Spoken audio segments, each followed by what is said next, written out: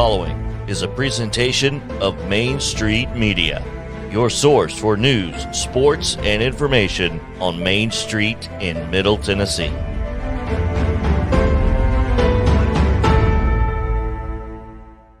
Sounds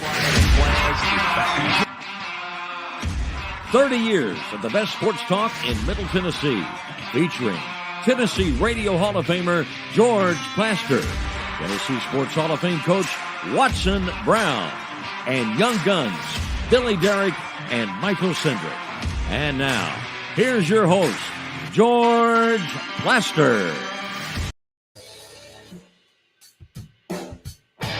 Hello again, everybody. Welcome in. Today, our broadcast originates from the beautiful Omni Hotel, specifically inside Kitchen Notes, which is one heck of a restaurant. Man, you like good food? Go to Kitchen Notes. They will take care of you for sure. Let's call roll on this Tuesday afternoon where I hear up above thunder and all kinds of stuff. Who knows what's going on out there? Let's head up to the plateau first. Check in at Watson Brown's palatial mansion. Watson, how are you? George, it sounds to me like a dangerous day if you're in a restaurant, a good restaurant, and if there's any free food around, you have that old philosophy of it's free, take three. So this could be a filling day on your part. Let me put it this way. It has sort of revisited the Last Supper. Oh, about that? Don't know if I'd be going there, buddy. Yeah. Well, I did. It's too late. In TV, did. it's hard to take it back. So with that in mind, let's move right along from Watson. And wow, Terry McCormick joins us. Terry, yes, with video this time. This is so impressive. God, you have made such technological advances in less than 24 hours. But Terry, before you talk, Billy Derrick, who is here next to me at Kitchen Notes, has important information involving you. Yes, I do, George. The daily Titans update from Terry McCormick is powered by the Justin Tucker team with Platinum Realty Partners. They are proven to be trusted with your most personal asset. The Justin Tucker team, call them at 615-906-8458. And the second sponsor of the daily Titans update, Sumner Funeral and Cremation. They are sharing their family with yours in your time of need, now with two convenient locations in Gallatin and Hendersonville, and online at sumnerfuneral.com. Sumner Funeral and Cremation, traditional, affordable, and dignified. So, Terry, let's get right to the business at hand. They had a press conference earlier today, and apparently Derrick Henry came up. Derrick Henry did come up, and that's not unusual in a press conference setting there with the Titans. Mike Vrabel basically said that don't expect Derrick Henry to play in the preseason. Now, that's not a big surprise because he hasn't played in any of the last two preseasons. But you would think that coming off an injury as he is from last season, having missed half the year with that broken foot, they might want to test him out. But my guess is they'll do plenty of that in practice and with the joint practice sessions that they have scheduled with the Buccaneers and the Cardinals coming up. Well, let me ask this, Watson, I wouldn't take the chance, would you? I'd go duh on that one. There's no way I'd put him out there. Not the carries he's going to get during the year, and not now as he's getting on up in age. There's no way I'd put him out there. Terry, give me two or three other notes that were of importance to you. Okay, well, Buster Screen, veteran cornerback that they signed last year in the middle of the season, and he played pretty well for him, an 11-year veteran. He's from Tennessee, Chattanooga, George. He announced his retirement today, so he will not be reporting to camp with his teammates. Instead, he is opting to move on with the next chapter of his life. Now, a couple of guys that obviously there are concerns about, some younger guys. One is Traelin Burks, the first-round pick, #1 receiver from Arkansas. from all reports that Mike Vrabel and John Robinson gave us today, the rookies obviously reported a couple of days ago, so they've had 2 practices under their belt, and they say that Traelin Burks looks pretty good and that he didn't have any of the conditioning issues that plagued him throughout the OTAs and minicamp when we didn't see him very often. And then the other thing, Caleb Farley, who is coming off a knee injury, apparently looks pretty good so far. Had 2 interceptions yesterday during a workout that they had. So good start for him. And that's a vital piece of where they are defensively. True? Absolutely. I think they need him to contribute this year. Last season, he was just starting to get his feet up under him and get to play a little bit, made his first start against the Buffalo Bills, suffered that torn ACL because this is a guy that hasn't played a lot of football over the last couple of years. He was a COVID opt-out in 2020, and then he had some back injuries at Virginia Tech as well. Terry, I don't know if you have seen this, but I'll steal our update a little bit. Julio Jones has signed a 1-year deal with Tampa. Did the Titans feel like he had anything left, or were they just simply saying done? I think they were kind of done with him. I think that Julio was a guy that they took a gamble on. It didn't pay off simply because of the fact that he couldn't stay on the field. I think Tampa may be more of a situation where he can come in and be more of a part-time role player rather than a guy who's going to be out there for 50 or 60 snaps a game like he's done in the past and like the Titans were hoping he could do. I think as a part-time piece, a guy who can come in and maybe help you on third downs or play a couple of series and then go off the field for a series, I think that probably is the role that he's going to have to take on now at this stage of his career. And the Titans certainly weren't going to pay him the money that they had owed him or would have owed him this year to play that role. By the way, you look very, listen to this word, professorial with the glasses. Professorial, very nice. Professorial. Watson, do you have a problem with that? I just love it. Terry, what I think he does, he goes to the dictionary right before the show starts, and he picks him 2 words. And he's going to use those 2 words somewhere during the show to make everybody think that he was brilliant at BGA and brilliant at Vanderbilt. That's what he does. I can't prove that, but I promise you that's what he does. I think that there's a segment sponsorship waiting to be had in that. Plaster's word of the day. That's a good one. Perfect. Easily sold. I'm telling you, we can sell that easy. Terry, I want you to work on a little bit more stuff behind you, set wise. Yeah. Okay. Put like a Yankee, I don't know, whatever. Put something back there. Okay. I'll work on that. You do that. We'll see you tomorrow. By the way, your background is a little plain here today, unless that's a nice menu. Okay, hold on. Unless that's a nice menu up behind it. If that's a menu, then I want to know what's on it so I can come and order something. Hold on a second, because it won't be free for you. So can we take care of that issue? Let's show Terry what's behind me, okay? Because you want to be a smart aleck about this. It looks a hell of a lot better than what you've got. Yeah. Yeah. Ah, okay. There's a lot of stuff back here. There is a lot of stuff back there. Yeah. You were just blocking it. Yours, there's nothing. There's a marker board back there. Whatever. And a filing cabinet. Boy, that's attractive. Thank you. Hey, Terry, write George Plaster show on the back of it, and then he'll be fine with it after that. That's a good idea, line. Watson. I think you're onto something. That was a good line. Terry, you're dismissed. Thank you. See you tomorrow. Bye. Well. Watson, you seem to be in the mood to stir it up, don't you? Good spirits today. Yeah. I like that. Now, as you know, to start the show, we have Billy giving us update material, and then we take it and get a little cynical. Well, George, are we ready? I think we're ready, Billy. Okay, let's start my cam here first. And George, we start in the Big Ten. They may expand beyond just UCLA and USC. Shocker to everybody. Kevin Warren, their commissioner, said if it adds additional value only to the conference. So if a school adds additional value to the Big Ten, they will add them.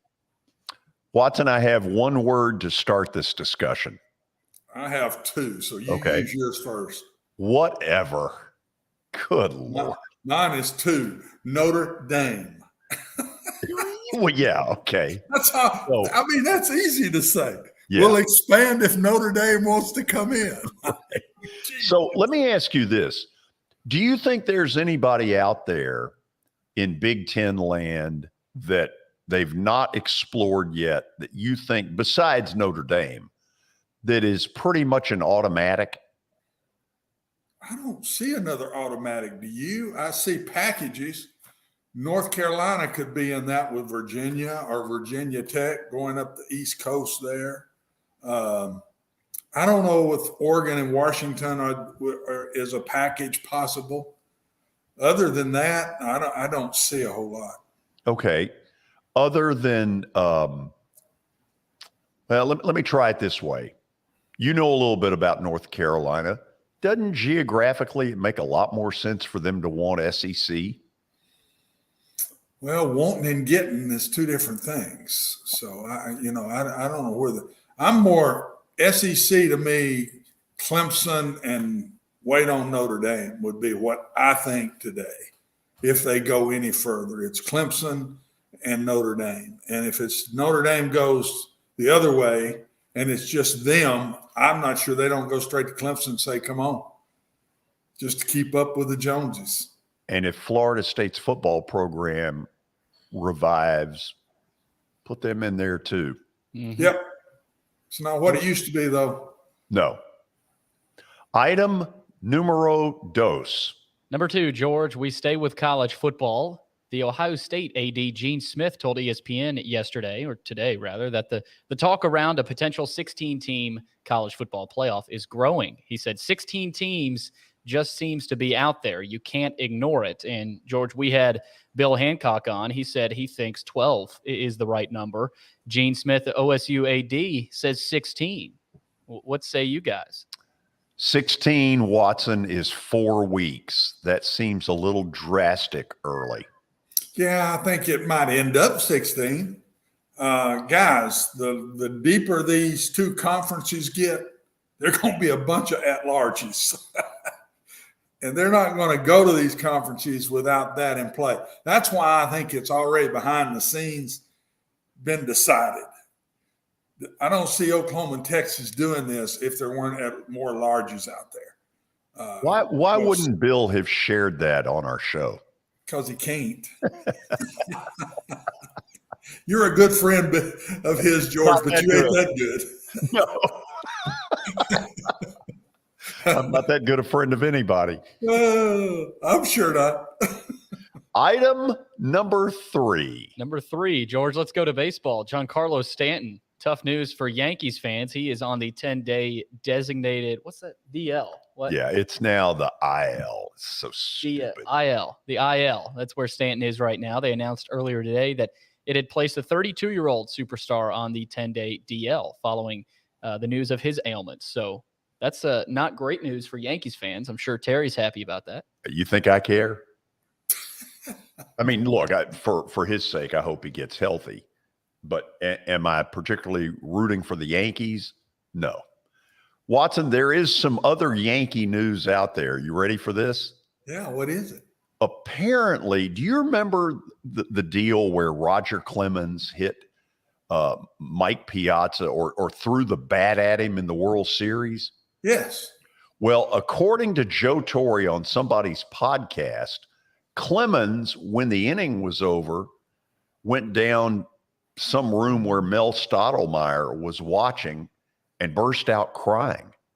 I just don't see that in Roger Clemens. No. If you watched him pick that bat up, I vividly can see it right now. I think it was a broken bat. Half of it went toward the mound. I believe I'm right about that. Maybe I'm wrong. But anyway, the bat was out toward the mound.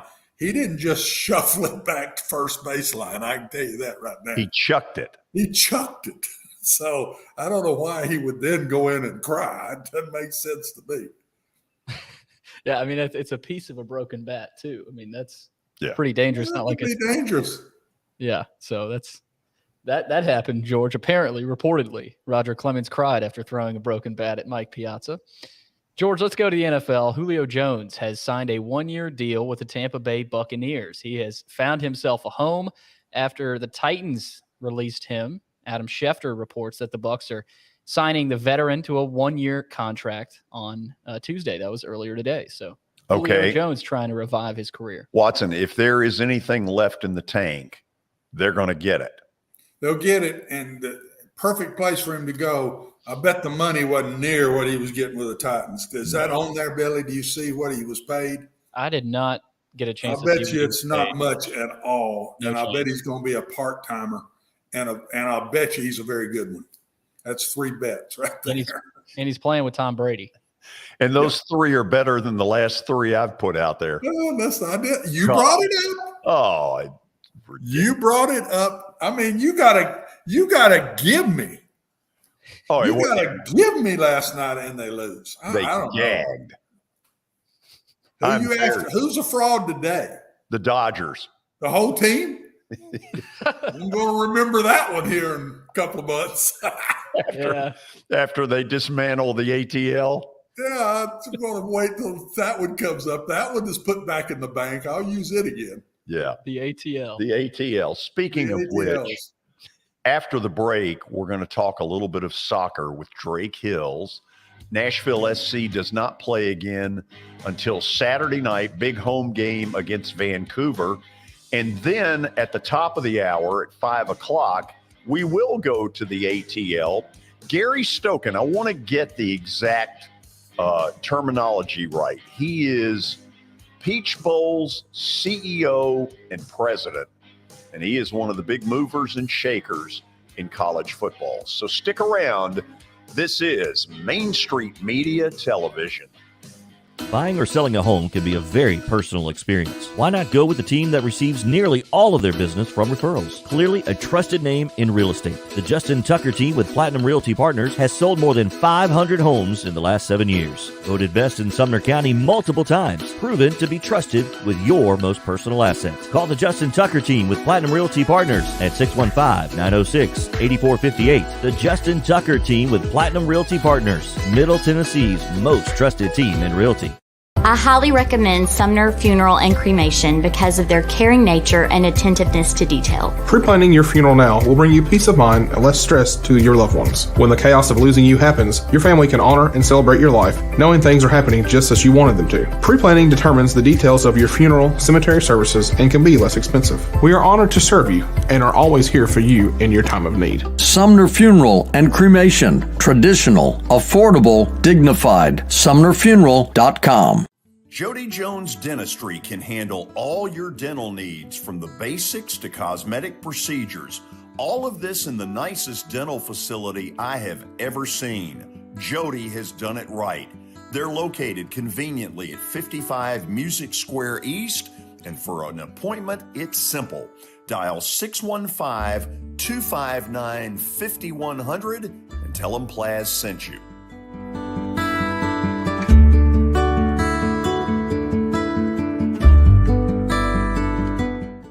When you're thinking about golf, consider Riverside Golf Links. Under new ownership, the course has improved dramatically. It's now 27 holes, complemented by a 9-hole executive course. Book a tee time now at 615-847-5074 and get ready to enjoy the beauty of golf in the Old Hickory area at Riverside Golf Links.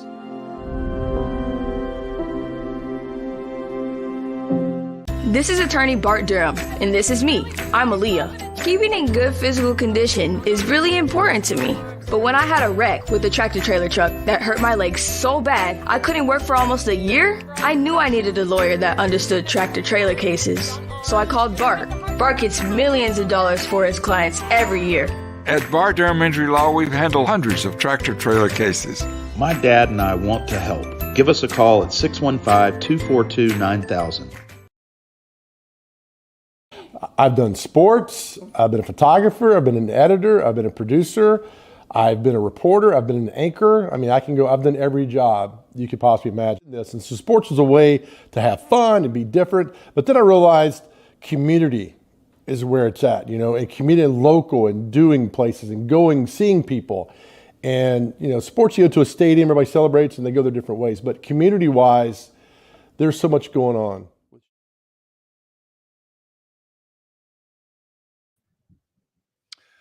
We are back, and we're going to talk a little soccer. Let me give you a little bit of an idea of what's going on here.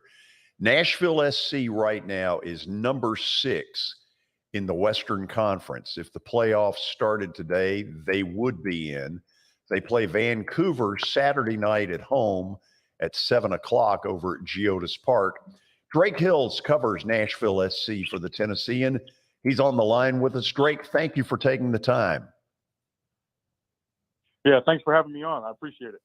There was a point last year where I thought they were becoming, I don't know about dominant, but really, really scary good, scoring a lot of goals at home. I don't feel that way this year. They look like they're struggling offensively. Is that a fair assessment?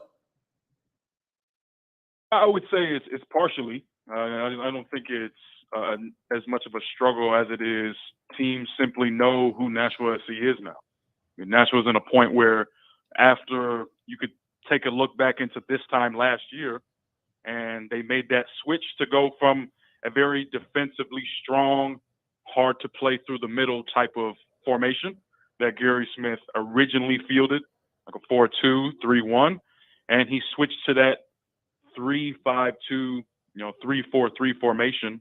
And we saw this Hani Mukhtar sensation start to build some chemistry with CJ Sapong and really hit their stride and begin to score a lot of goals. Now you can see from the games against Los Angeles FC, against Portland Timbers, especially in that second half, earlier this month, teams are starting to fixate on what Hani Mukhtar, Nashville's MVP candidate, can do. And so I would say that, it isn't much about them struggling to score as it is. They have to figure what comes next in terms of adjusting to the adjustment from other teams. What do you think is that adjustment? I think that needs to be another attacker, whether that be a center forward or another winger, begin to step up, whether that be Randall Leal being put into more attacking, goal-scoring positions to score. I mean, he's a guy who's been the ultimate creator in terms of setting up Hani Mukhtar, setting up CJ Sapong. I think that can be an option. We still have not seen what is to make of Ake Loba. Is a guy who, in terms of sources that I've spoken to, the door is beginning to close. And with Ake Loba, that could mean he could be sent out on loan. He could be sold. He could, essentially just sit the bench until another offer is coming in. But it doesn't seem like, Nashville's club record player, $6.8 million in a transfer fee 1 year ago it doesn't seem like he's going to be a solution there. So that could mean that whether that be another MLS veteran, which Ake Loba is not, Ake could be replaced by someone in the league who's a proven goal scorer. That could give Nashville that next level to put them over the edge. And you talked about being in that sixth place spot. I have this Nashville team finishing anywhere between 4th and 6th. And I think they need that extra player to get up to that 4th place spot, especially as we get into the final full month of regular season games. For people that are not as into soccer as you are, talk a little bit more about transfer fee and what that means and how you go about doing that. Right. It's a very interesting concept in the game of soccer. And it's not just in American soccer. When we talk about Major League Soccer or United Soccer League or the leagues here, this is a global, sport concept where there isn't always a player going the other way. So a trade, although that they do happen, and they call them player swaps, but it's usually a player coming into a certain team, and the seller receives a certain amount, whether that be in Europe, whether that's just an all right, cash, consideration, or in Major League Soccer, where there's a certain designation in which that money can be used for. So there is general allocation money, which essentially a team can use to pay player salaries, to use as a spending tool in other trades. And of course, when you start talking about the salary cap, you can buy down the team's salary to make sure it's under the hard cap hit. So in this case in Major League Soccer, transfers are a part of that. It's a charge, it's an amount that is in coalition with what the agent gets, and then also what the actual player's salary is as well. That all amounts to basically the number, the budget charge, as Major League Soccer likes to put it. I'm glad you went through all that because you just educated me a ton. Let's stay with finances for a second, Drake. Both Watson and I have known John Ingram for a long, long time from old Vanderbilt days. He has built up something that is really pretty special. I never dreamed he could sell 23,000 season tickets. How surprised are you by that? I'm actually not that surprised. When you take a look at what Nashville was able to do last year, Nashville see in Major League Soccer, playing at Nissan Stadium in its first 2 years. But let's take a look at the 2021 year. You have a team that's been able to finish in the top 5, in terms of average attendance. So, that's saying a lot for a team that doesn't yet have its stadium. And, that can be, that's a really good compliment for a team that's only been in 2 years.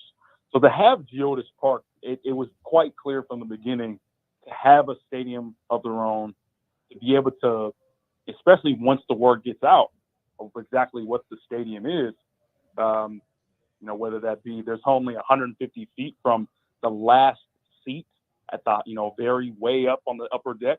It's only 150 feet from that seat down to the sideline.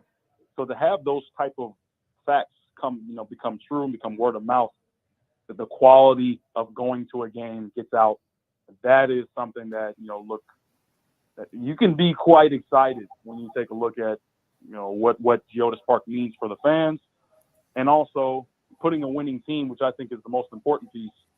Putting a winning team on the field certainly helps. Well, you're right about one thing. There's not a bad seat in the house in that place. Drake, let's go back on Mukhtar just a second, and then I'll turn it over to Watson. He certainly is in the MVP race. Where do you think he stacks up in this thing? Sorry, could you say that again? I think I might have broke up. You brought up Mukhtar earlier, who's had a terrific year, and certainly he's going to get consideration as the most valuable player in this league. Where do you think he stacks? What would it take for him to win it? Well, in terms of MVP, I think he's on course to make a claim after the type of year that he had last year, putting up. He was finished second to voting, and yes, it was a landslide last year.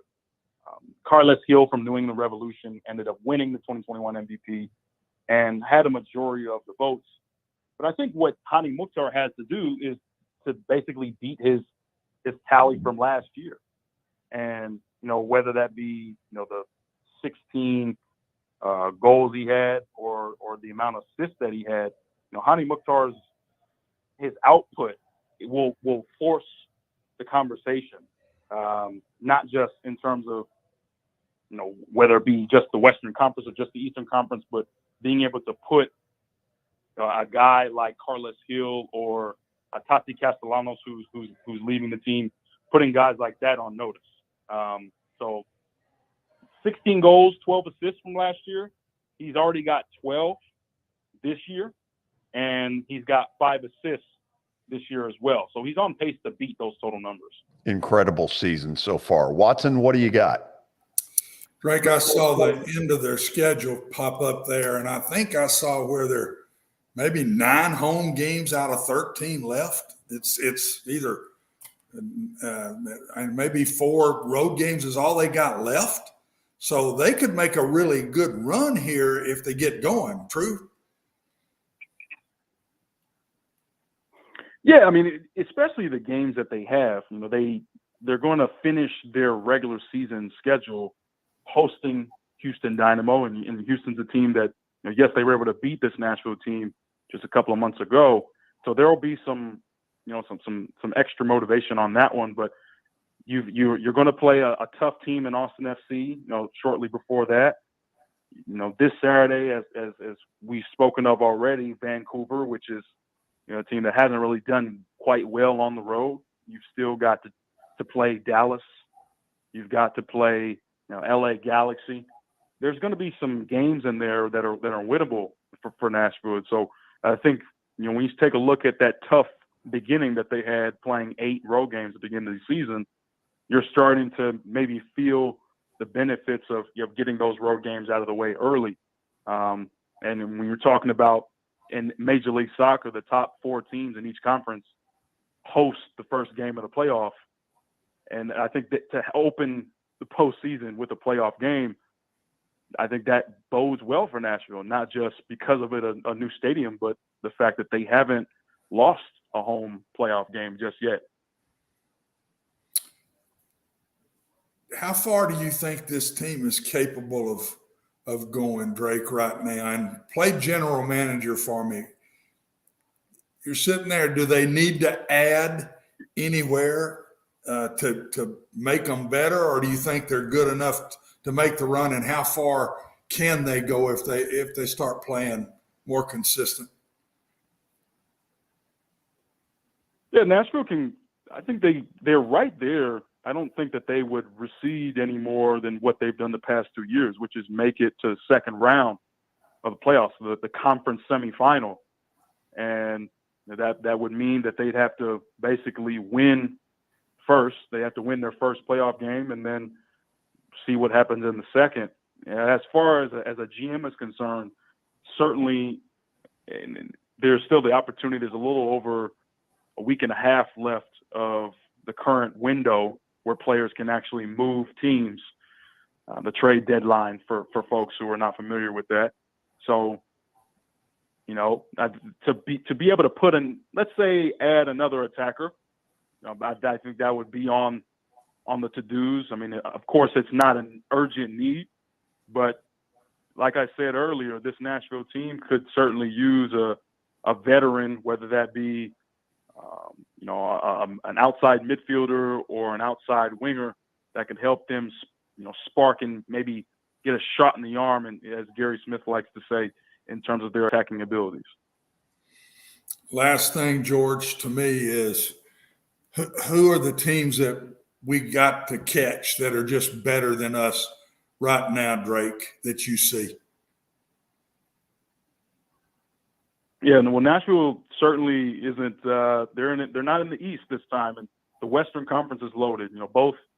I think we mentioned Austin is still up there. LAFC.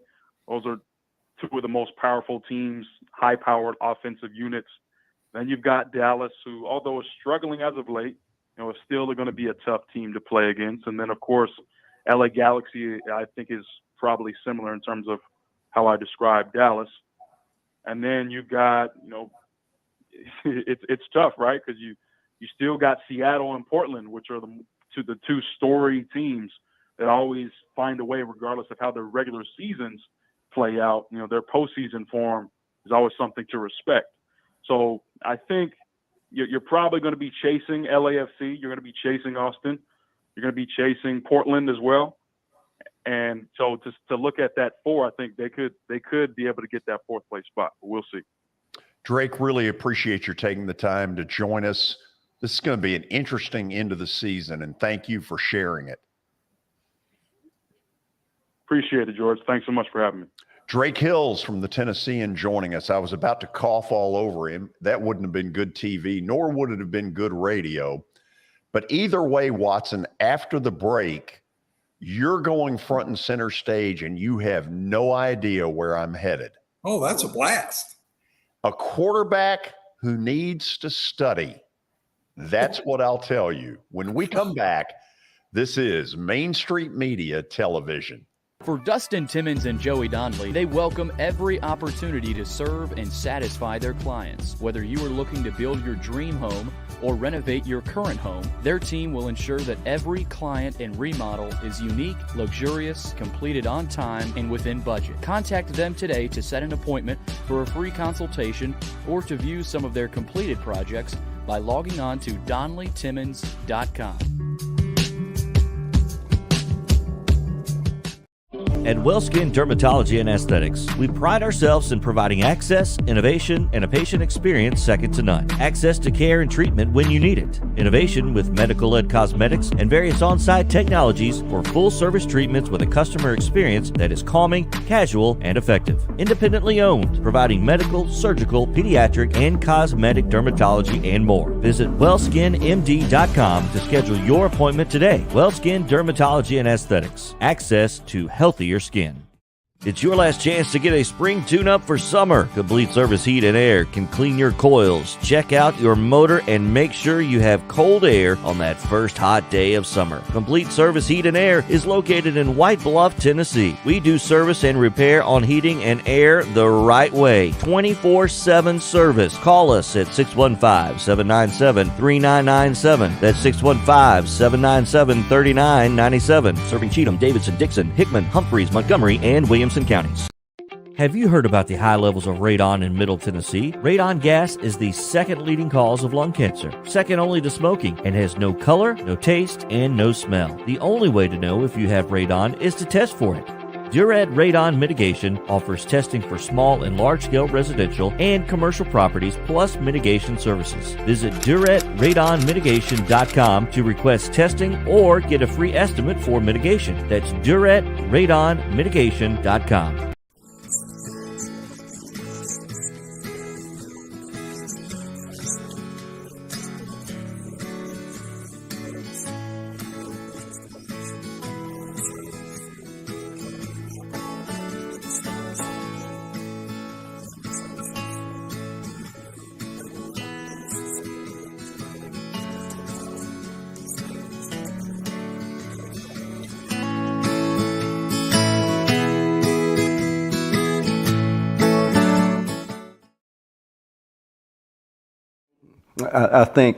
I think journalism is like politics. It's all local, and I think Main Street Media has really hit on something that I've been preaching for 50 years. And keep the news local, right?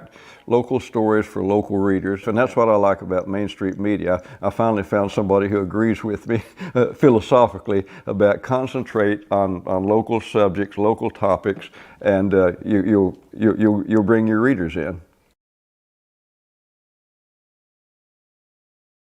Therefore, we are back. I am going to read from my trusty little phone here because I'll admit this is a subject that I absolutely want to get Watson's take on.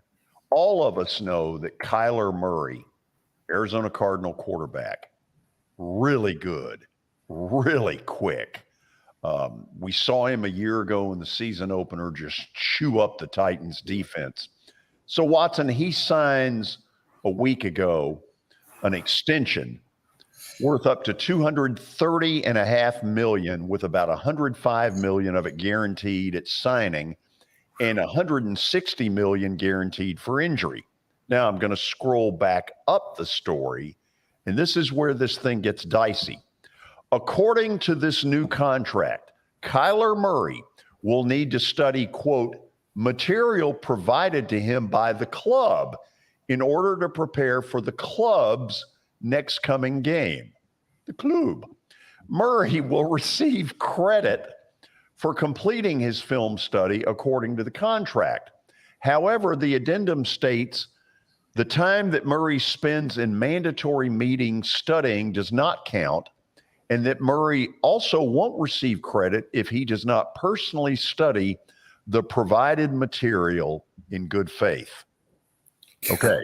Now, never heard of that. Okay. Never heard of that before. That's new stuff, right? That's brand new stuff. Never heard of that. Okay. And wonder if Bart Starr ever had any of that given to him. if now I'll say this, for $230 million, I might have agreed to go to study hall a little more often. My parents probably wouldn't have done any good, but no. Yeah, you would have gone. Yeah, my parents probably thought of stuff like this. But if I'm Kyler Murray, this is basically them saying to him, you're not taking this seriously. You are getting by on raw talent and nothing else. True? That's sure what it looks to me. The first thing I thought is they're trying to make him study more. They think he's just running around doing his thing and not spending enough time, not Brady-like, let's say. Right. So, number one, how do you enforce this? I don't know. I don't know if he's got to be in the facility, and he's like you've got like an 8 to 5 job where you got to check in and check out. This is new to me. I've never heard anything like this. I've always thought the great ones that I've had, and I've had some great ones through the years, they knew the stuff. They could have called it. They could have told everybody what to do. And the next one down didn't know it the same way that I had. But the great ones I had, they knew it. And then, man, all I had to do, George, was go rep them out on the field with it and just get them enough reps with the, and the timing and all the things they've got to do. And I was going to have a really good player. And it looks to me like that's what they're saying. He's not where they want him to be that way. And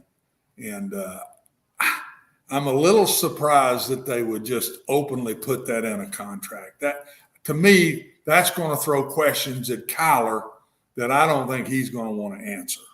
Oh, good Lord. Whether it's today, tomorrow, sometime here in the next few days, he is going to get bombarded with that question. So was the money just so good that he couldn't say, you can take your claws and shove it? The money is outstanding. So it's hard to turn that down. And maybe he'll come out and say himself, George, maybe he'll come out and say, the pro game is more complicated. I've got to study it more than I did last year. I've got to take the next step myself. So I have no problem with any of this. I was going to do that. I would be that way anyway. Let's see how he handles it, because everybody's going to do what you and I just did. Yeah, they're telling him he's not studying enough. He don't know the stuff well enough. And maybe that's not even what this is. But I can't, being a football coach and a quarterback for all my time and coaching quarterbacks my whole career, I can't see it being anything but that. Billy, wake up over there. Hey, Billy. I'm putting you on screen here in a minute. So if he has a great game, but he hasn't studied the mandatory amount of time, are the Cardinals likely to grade on the curve? Yes. Yes, they will grade on the George Plaster BGA curve. That's what. Oh no, it was not. No, that's not the way. Now that may have happened at Father Ryan. It did not happen at BGA. Oh, there were definitely curves thrown your way at BGA. Well, the curve at Vanderbilt was very sharp. I mean, there was all these people up on this curve, and then George was down here on the bottom piece. That was a sharp turn when they got to George on the curve now. Called summer school. So, okay, here's a fair question. Here's a fair question, guys. If you don't trust your quarterback any better than that, why are you signing him? I wouldn't have done that. I've never heard it till you just read it. So I would not have done that. I would have closed the door and said, here's what you got to do to take the next step. And Guys, he's a winner. I mean, he's done it all the way through his career. You sit him down to me as your coach, the head coach, the quarterback coach, the offensive coordinator, and you say, here's what we need out of you. And how are you going to get there? But I'm going to know if you're there or not. This is where you got to get. You got to get to where you can spit this back to me faster than I can tell you. And I'm telling you, I could take a quarterback, George, and call the play, and I would make them in meetings with all the quarterbacks together. Let's say, talk about a progression they got to go through. And I could say, okay, 60 hot, X, Z to B. They'd have to spit it back to me 1, 2, 3 that quick. And if they couldn't do that, then I was going to be on them till they could. That's what I would have done with him. I don't understand this open here. You better spend these hours right here and check in and check out. Arizona, through the years, the Cardinals have done crazy stuff. Weird stuff. They've been a weird franchise, and this goes right with it to me. Yeah, it feels a lot like something Cliff Kingsbury would do. It just does. It feels like kind of that new age, hey, you're going to sit in here and act as if you're back in school again, and we're going to put you in the classroom. Because after the season he had last year, I mean, this feels like an ultimatum kind of for him. Like, listen, if you don't get in this study room, study hall, whatever it's called, and perform better, we may cut the plug on you. Guess what? What? According to old Cliff, you couldn't be more wrong. You ready? Wow. Coach Cliff Kingsbury, speaking Monday to reporters, said he did not have any say in the matter of the addendum, adding that his main role in Murray's contract extension talks was, quote, praying and pleading. There you go. Smart. He came out with that quick because he don't want to have his hands on any of that. I can promise you as a coach, that stuff is you go, whoa, keep me away from that. I mean, that's not the way you coach a quarterback. That's not at all. Yeah, you get him behind closed doors and you get on him when he's not where you want him to be, but you don't ever openly do something like that with a quarterback. So who's calling this? The GM, the owner? I mean, knowing the Bidwells. Yeah, this is owner stuff. That has no clue what they're talking about. I mean, and so I want to ask this to both of you guys. I've seen Kyler Murray enough. Number one, he's incredibly exciting. He's faster than a hiccup. But Watson, I would claim that this guy excels at just instincts of, if you're trying to get him to be Einstein, you take away one of his best tools, and that's his ability to improvise. You don't take a kid like him. I talked to you all the other day about Sleepy Robinson, my quarterback at Mississippi State. I can remember Whit Taylor, George, as you well remember, at Vanderbilt. Let him go. Don't you make a robot out of a really good athlete and a winner, you're going to make him half a player. I've always said, guys, if you're thinking, you're half a player. In football, I don't care what position you play, you got to be reacting. You cannot be thinking about what you're doing. And you start doing that now, George, you're going to make him be thinking and not let him go. Major mistake if they go there. Yeah, he feels like a player that, he's a baseball guy, George. They don't need a whole lot of thinking. Is that like they're at the plate? You don't need to be thinking about it. They just need to get think, guys. You're half a second slower when you have to think about what you're going to do before you do it. You can't do that. And I played all three sports, and you can't do it in any of them. Okay, so help me with this. So now you've got a moment where what should be a big celebration after all of the squawking that had gone on in the offseason, and maybe we now know why there was all that squawking, because they probably put that clause in front of him and he decided to make some noise. But Watson, no matter what you do, now that this is out here, you got problems. Cliff did a great thing today in putting it out there quickly and said, I had nothing to do with this. Don't believe we have that issue whatsoever. He's trying to nip it in the bud the best he can. I can't wait to see what Kyler says about this and how he handles it, because what I've seen of him through college and NFL, guys, he'll speak his mind. So I'm really anxious to see where he goes with this. I mean, the way, George, you were talking about it, it felt like this isn't football. It felt like school. I mean, it felt like that's what it felt like to me. They're in school again. And that's, I mean, the best, Peyton Manning, Tom Brady, they almost treat football like school in the classroom, of course, but it didn't feel right to me. My mom would have loved this. Well, guys, football is school off the field. I mean, there's a lot to learn. Football is a complicated sport at any position you play.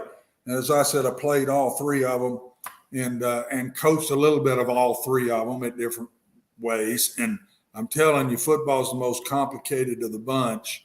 And if you're confused, I've never had a player play good confused. So I had to get him where he had to be before he was going on that field. I just think the fact that this got out means there is trouble coming in the desert with Kyler Murray. It's a lot of money, and he's got to be careful because there is that amount of money. But I just see the first time he doesn't play well, all of a sudden the talk of, well, what did he do this week? Was he in study hall? Was he serving demerits? I mean, the whole thing is silly that this is in a contract. And if the Cardinals truly don't trust him any more than that, Watson, they shouldn't have signed him. No, I don't like this at all. And Cliff is going to be in a tough spot, George, because Kyler and Cliff both have the same bosses. So he's got to be careful how far he goes with it. But he's got to defend Kyler 100% during the bad times. And he did today because he knows this, which direction this is going to go. He knows. Okay, let's do this. We will go to the break and then we will participate. And that's probably about all we'll do in Stat of the Day.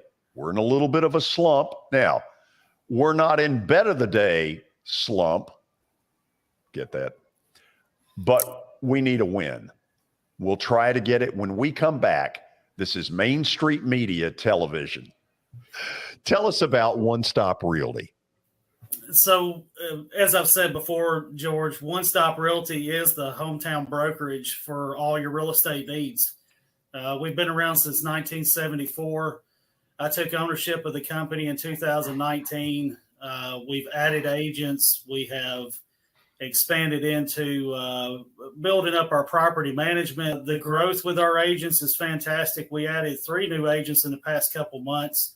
Angela Hyatt, Nathan Skelly, and Crystal Locke have all joined us, and they're going to be fantastic agents. They're ready to help you in all your residential, your commercial, property management, and auction needs. We are a family business, and we want to help your family find your next property in Middle Tennessee.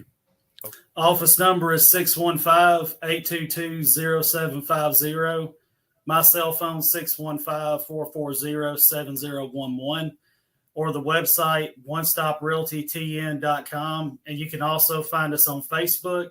I encourage everybody to go out and like and follow our page, just as the same we did with George Plaster. Serving Williamson and surrounding counties, Bone and Joint Institute of Tennessee offers comprehensive orthopedic care with 16 subspecialized physicians. Our practice provides high-tech care with a hometown touch. We offer physician clinics, physical and occupational therapy, advanced imaging, and surgical services, including interventional procedures. Call us at 615-791-2630. We're Bone and Joint Institute of Tennessee. High-tech care with a hometown touch. This is attorney Bart Durham, and this is me. I'm Aaliyah. Keeping in good physical condition is really important to me. But when I had a wreck with a tractor trailer truck that hurt my legs so bad I couldn't work for almost a year, I knew I needed a lawyer that understood tractor trailer cases. So I called Bart. Bart gets millions of dollars for his clients every year.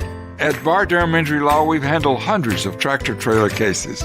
My dad and I want to help. Give us a call at 615-242-9000. I've done sports. I've been a photographer. I've been an editor. I've been a producer. I've been a reporter. I've been an anchor. I mean, I've done every job you could possibly imagine this. And so sports was a way to have fun and be different. But then I realized community is where it's at, and community and local and doing places and going, seeing people. And, sports, you go to a stadium, everybody celebrates and they go their different ways. But community-wise, there's so much going on.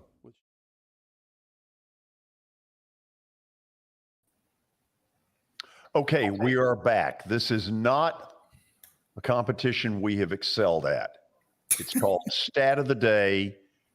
All of you watching this, you're probably sitting there going, oh, it's not that hard. Well, you do it in front of a camera. You would be amazed how stupid you get when you look at one of these things. We have really struggled with some pretty basic stuff when we didn't get Philip Fulmer at Tennessee a week ago, Watson. That was embarrassing. Yeah, a little. Oh, it was more than a little. It was humiliating. Steve Spurrier, both of them from this state. Right. Watson's done with Stat of the Day. He's so done. Oh, I'm done. I'm whooped. I've waved the dadgum white flag, bud. I'm telling you. When we get rid of this, half the time it's Watson. You there? When we get rid of this, you'll know we're done.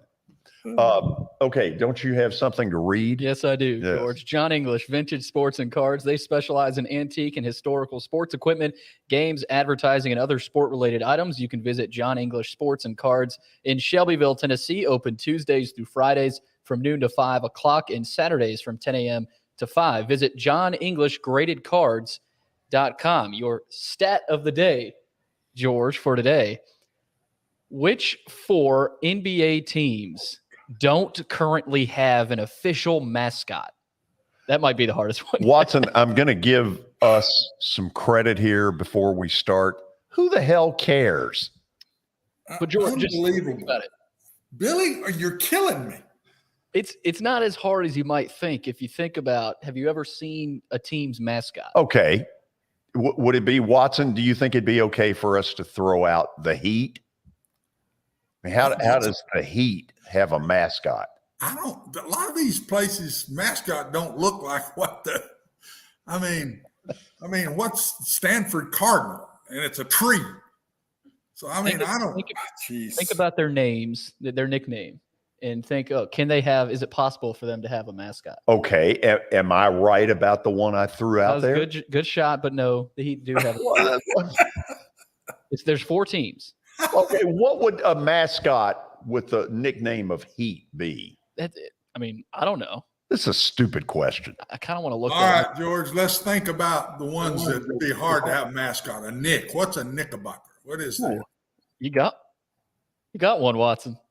All right. What about the Nets, George? There's number 2. Oh, I like Watson's it. Hot. I like it. Think about what else is out there now that would not have something that could be a mascot. This is a dumb question. I can't wait. George, that's the only 2 I thought of immediately right Watson's there. out here working. You're not.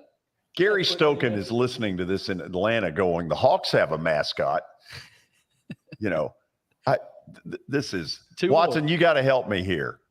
Jeez, I'm just trying to think of teams. Watson, you got the first 2. Those are on the northeast part of the U.S. These final 2 are on the West Coast. On the West Coast. West okay, Coast. It's certainly not the Supersonics. Last I checked, they're in Oklahoma City. What about the Lakers? Boom. Three in a row. 3. Watson, Brown, ladies and gentlemen. The only other one left on the West Coast, George, would be the Clippers or the Warriors. Let's go Clippers. Oh no, Watson, you said it. It was the Warriors. So technically, you got all 4. We'll give Watson all 4. George 3 out of 4. I did not get the last one. It's a stupid question. Watson got those first 2 though. He did. He killed it. Watson, I'm so proud. The only way that it could have been George's the only thing I could come up with. What nickname is not going? It made me think like the Stanford Cardinal. I said, "What in the world is a Cardinal?" It's the same thing about the Heat. I am glad that was a good one. I'm now glad thinking about it, that was a good guess. Get us a better question tomorrow. Get us an easier question for God's All right, sake. I'll give you a gimme for once. We need a gift like George takes all the time. We do need a gift. We do. George likes those gimmies. He got gimmies. We need a gimme. Here's the good news. The 4 o'clock hour is over. Go ahead. And this 5 Tell us o'clock about hour, 5 o'clock. George, is brought to you by Mid-Tennessee Bone and Joint Clinic. They combine state-of-the-art orthopedic service with a family atmosphere. Whether it's a sports injury, a sprained ankle, or a major joint replacement, Middle Tennessee Bone and Joint has the staff, training, and equipment needed to take care of any patient in any circumstance. Their mission is to provide high-quality, specialized orthopedic care in a compassionate manner to the people of Columbia and Middle Tennessee. For more info on Middle Tennessee Bone and Joint, visit mtbj.net. For more information, George. Okay, we welcome all of you into the 5 o'clock hour. Scott Ramsey has been a guest on this show any number of times. I'm looking for the right word to describe Gary, but Gary is in Atlanta, what Scott Ramsey is in Nashville. He's the president and the CEO of the Peach Bowl, has done a terrific job down there. They've got a kickoff weekend doubleheader that is going to be tremendous. Georgia, Oregon on Saturday, Clemson, Georgia Tech on Monday night. Gary, how are you? I'm doing great. I'm not sure Scott would appreciate being labeled the same as me. He does a much better job there in Nashville.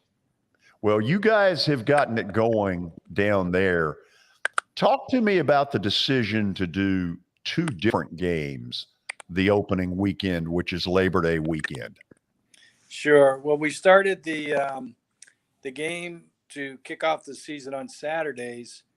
And then we talked with the ACC, who have an exclusive TV slot in their deal with ESPN on Monday night Labor Day. And we said, when it makes sense, we'd love to do a second game to help you out. And, Georgia Tech, give credit to Todd Stansberry and Jeff Collins. They wanted to open up in Mercedes-Benz Stadium against Clemson. And so we've got a game Saturday night that sold out with Georgia, Oregon, ranked number 3 and number 10. And then number 5, Clemson, is a sellout against Georgia Tech to open the ACC season. So 2 sellouts, great way to kick off the college football season. And then at the end of the year, we'll end the season with the CFP semifinal with number 1 against number 4, number 2 against number 3. We'll get to that, Gary, in just a minute. But am I right? Tennessee will play. They've done so in the past. They played Georgia Tech on a Monday night of Labor Day weekend. And now you've got them back in a couple of years, don't you? Yeah, we have Tennessee coming in 2025. They'll play Syracuse. So we'll stay with our ACC-SEC matchup. That year, we'll also have Virginia Tech against South Carolina. So 2 games again in 2025. Scott has talked a lot about what the bowl game does for Nashville in a week that used to traditionally be the most dead week of the tourism year, right after Christmas. What does this weekend in Atlanta, this Labor Day weekend, do for tourism in your city? Well, when we started the kickoff game, it was Labor Day was really, really non-existent from a tourism perspective. Then when we started the Chick-fil-A kickoff game, NASCAR put its race on the same weekend. And then subsequent to that, Dragon Con came in.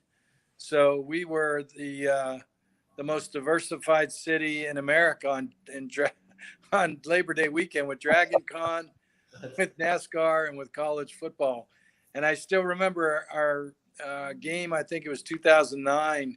We had game day come into Centennial Olympic Park, and the parade for Dragon Con was going on in Peachtree Avenue. And down came 12 stormtroopers marching into game day. And the game day guys just went nuts, saying, what the heck is going on here? But we were the city of diversity for many, many years. Now NASCAR has moved off that date, but Dragon Con and college football still coexist.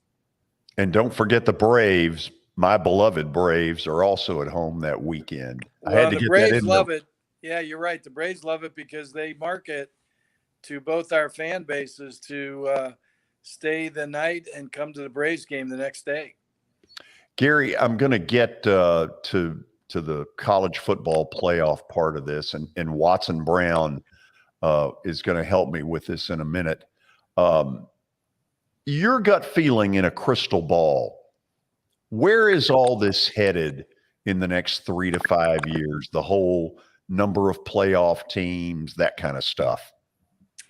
What's interesting, I'm up in Indianapolis at the Big Ten Media Days, and Commissioner Warren spoke about that today, that they will be aggressive and look to the future to see what makes the most sense for the Big Ten.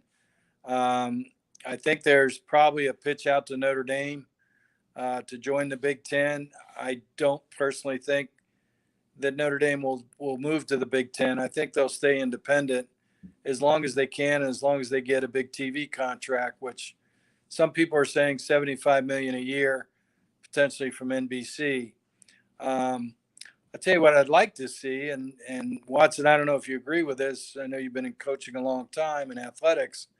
I've been in it 43 years, and I think we've reached a point where college football should probably break away from the NCAA, have a commissioner with a board comprised of commissioners and athletic directors, create a vision for the sport moving forward, and let that commissioner's office handle scheduling, the playoff, enforcement, and probably have somewhere, 50 to 60 universities.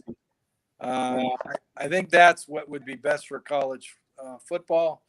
And I think that's probably what will wind up happening, 4 or 5 years down the road.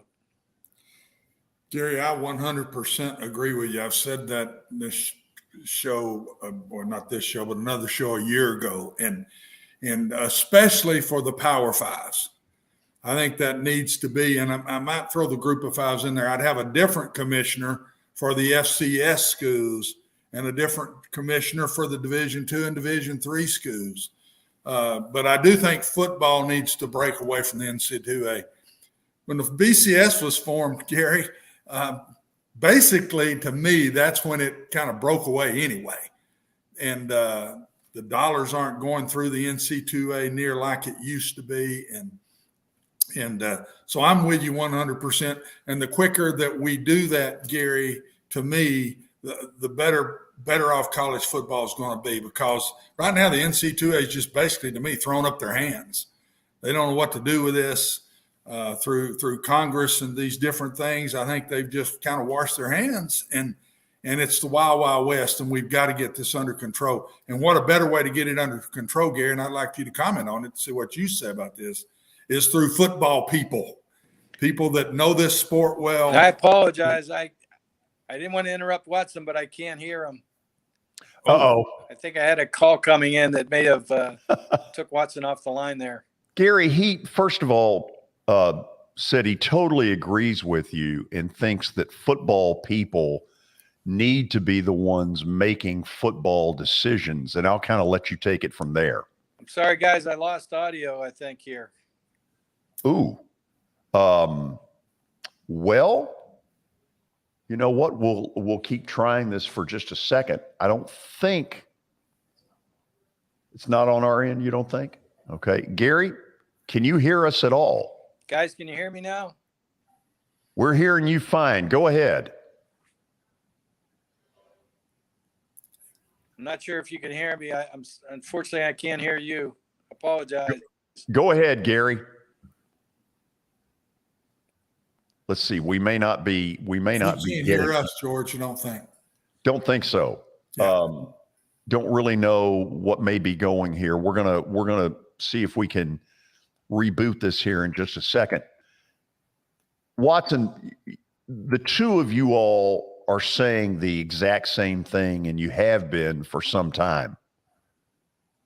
Yeah. As soon as he said it, I said, yes, that's exactly where we've got to go. And till we get football people, and I'm not talking about football coaches completely. I'm just talking about people that have been around college football, George, athletic directors, presidents. I don't care, but they've got to have been around college football and understand it.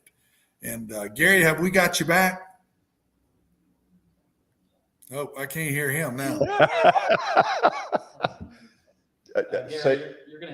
Gary, you're gonna have to unmute yourself. How about now? Can you hear me? There we Beautiful. go. Oh, great. Beautiful. Sorry, I'm not the best in technology. Someone tried to call me in. I think they knocked me off your line, but I know Watson was saying something that was very intelligent, but I couldn't hear him. As opposed to the host of the show. I don't know if he agreed with me with not on the commissioner and breaking away from the NCAA, but I think that's what would be in the best interest right now. And not to denigrate presidents, but right now the presidents have too much on their plate. They don't know football and all the intricacies, nor should they. But they're in a leadership position, so they can't create a vision. And unfortunately, it's kind of left us where we are right now with all these situations going on in college sports. But I just think if we had a focus, and really I believe the same thing in basketball, men's and women's basketball should have a commissioner. I think Olympic sports should have a commissioner, and college baseball. And they should all have their own board that works together to create the vision and the enforcement and the scheduling and the playoff schedule for those sports. Gary, I said when you couldn't hear me, 100% agree with you. I've been saying this for over a year since all this broke. And I think it even ought to be broke down any more than that. There ought to be a FBS commissioner, and maybe throw the group of five with the FBS, but an FCS commissioner, a Division II and a Division III commissioner, because their issues are totally different, Gary, than the FBS guys are. And that's why we're in the problem we're at. You've got schools that aren't similar and have different needs making a decision that has the same value, and you just can't do that. It just doesn't work. And so I agree wholeheartedly with you, Watson. There should be a breakdown in every level. And I really think the group of five probably ought to have its own national championship game. I think it's going to come to that, don't you, Gary? Because the difference in the dollars is going to separate these group of fives from the power fives big time in the next few years. No doubt about it. The money is going to drive it, the TV revenues. And, I just think at the end of the day, you've got to create an atmosphere of like needs.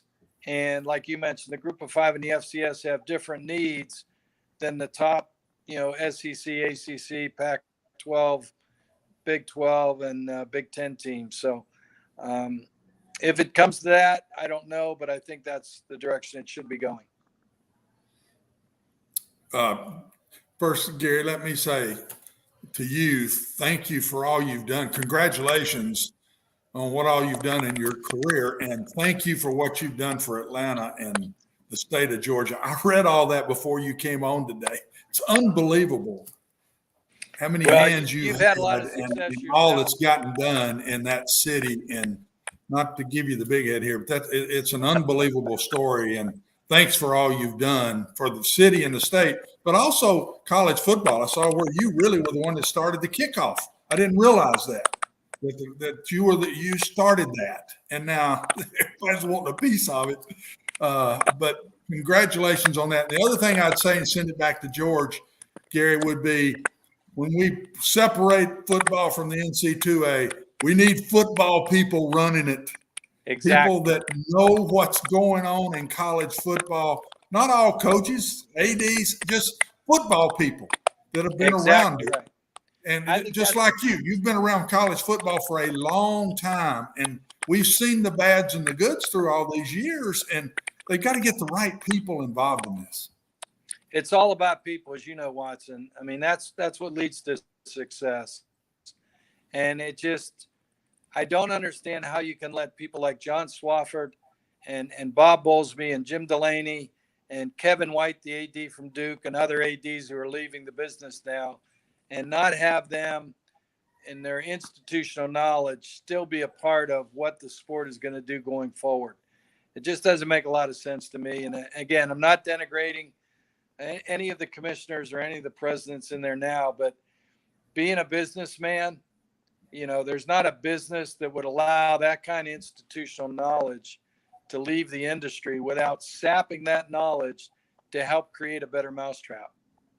Amen. Gary, I got two things I want to end this with and get your feelings about. Sure. You know what's going on up here. We're debating a potential dome stadium that would house the Tennessee Titans, but also would go after a lot of the same kind of events that you all have successfully been able to make happen in Atlanta. Atlanta went dome stadium in '93 with the Georgia Dome. Now you've done it again with Mercedes-Benz. How important is it for us here to go dome? I will tell you this. I think Nashville, with Scott Ramsey in leadership, not sure of the corporate headquarters or the related businesses, but I would say similar to an athletic program. If the president of the university, an athletic director, and a head football coach are aligned, that program has a chance to be very, very successful. If they're not aligned, they have no chance. I would say in Nashville, with Scott Ramsey's leadership, and with if the right business leadership is in Nashville, I think Nashville is a sleeping giant, and it's not really sleeping anymore. I think a lot of people are knowing a lot more about Nashville, and I think if you had a dome stadium, you would be unbelievably competitive with whether it's World Cup, Super Bowls, Final Fours, all the things that Atlanta has been able to attract. Nashville would be in the line to get those same type of events in the future. Last thing I want to ask you, you guys brought it up earlier, the whole idea of the group of five breaking off and having their own football national championship. Are the TV networks willing to pony up good enough money for that to make sense? Well, I would put it this way. It would give them an opportunity. I don't think the opportunity is going to exist in an expanded playoff. It's limited right now. Cincinnati broke the barrier. And we had Cincinnati against Georgia 2 years ago to set up what they ultimately did this year, beating Notre Dame at Notre Dame and getting into the playoff. But you've got Cincinnati and BYU and Houston and UCF all leaving the group of five now to join the Big 12. So I think the group of five, number one, college football is the second most favored sport from a fan avidity standpoint in the country, second only to the NFL. So college football, drives viewership. And I think the group of five, branded and marketed the right way, as we talked about, with its own commissioner and a strategy going forward, I think their playoff would do very, very well on TV, and they would have a great market. And when you're playing for a national championship, I think it means a lot more to your your brand and your market than if you're maybe getting in one slot out of a 12-team playoff, if that's how CFP expands.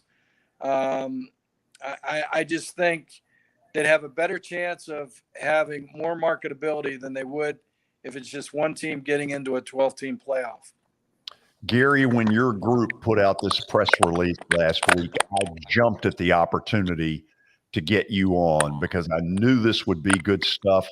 I can't thank you enough for taking the time to do this, and go Brave.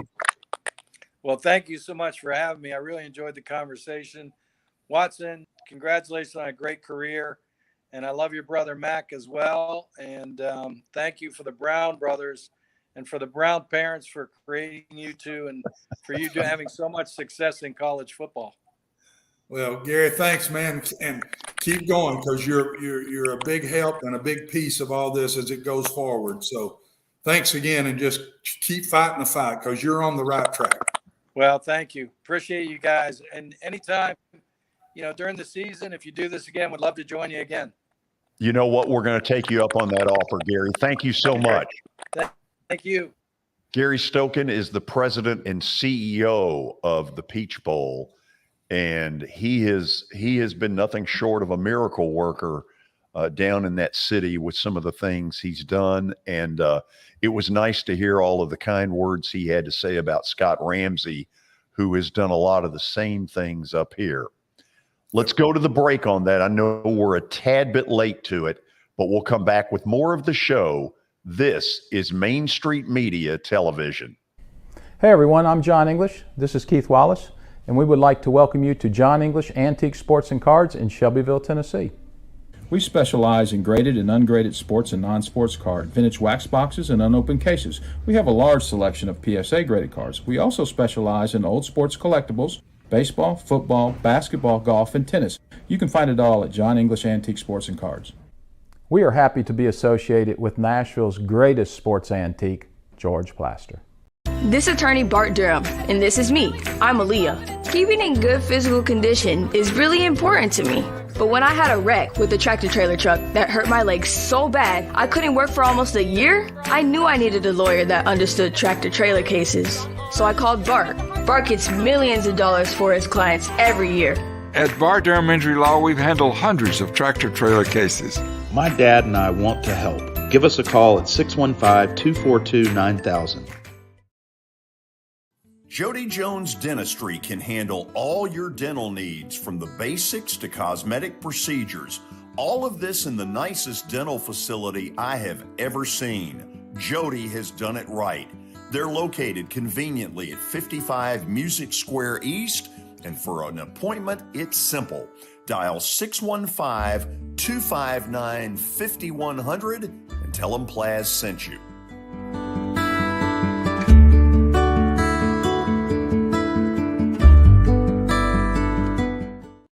At WellSkin Dermatology and Aesthetics, we pride ourselves in providing access, innovation, and a patient experience second to none. Access to care and treatment when you need it. Innovation with medical-led cosmetics and various on-site technologies for full-service treatments with a customer experience that is calming, casual, and effective. Independently owned, providing medical, surgical, pediatric, and cosmetic dermatology and more. Visit WellSkinMD.com to schedule your appointment today. WellSkin Dermatology and Aesthetics. Access to healthier. At Sumner Funeral and Cremation, our mission is to serve families as our own, celebrate the life of their loved one, and help begin the healing process. My whole family, including my wife and my mom and siblings, were very happy with the treatment that we received. I would highly recommend Sumner Funeral and Cremation. We offer funeral, burial, cremations, and pre-planning services. Sumner Funeral and Cremation. Traditional, affordable, dignified. SumnerFuneral.com. I think journalism is like politics. It's all local, and I think Main Street Media has really hit on something that I've been preaching for 50 years. And keep the news local, right? Local stories for local readers, and that's what I like about Main Street Media. I finally found somebody who agrees with me philosophically about concentrate on local subjects, local topics, and you'll bring your readers in.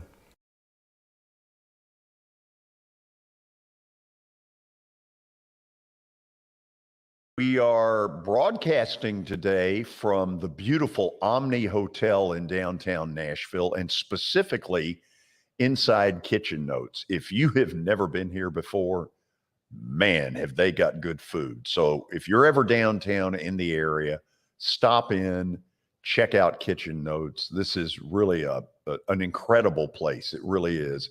Todd Rodermel and his staff do an amazing job with tourism in our city. Now, most of you already know this. Titans training camp is beginning right about now. Tomorrow they hit the field for the first time.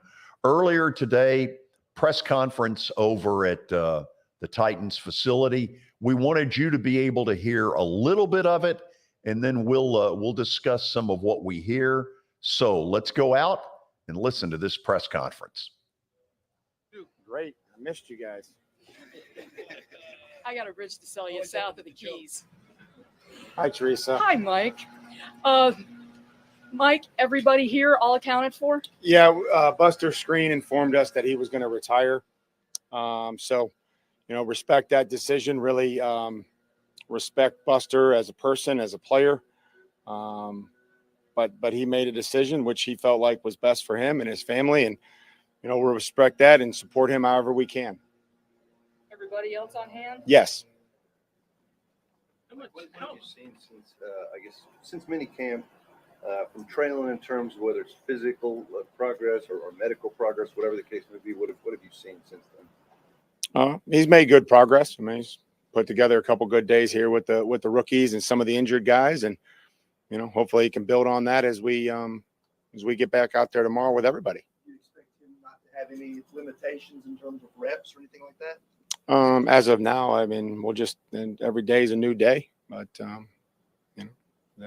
every day is something different with each guy. So, we'll approach those and handle those how we can, but I don't foresee anything. I mean, but things can always come up. How much importance do you place on that first full team meeting, and how much thought do you put into what you're going to say at that?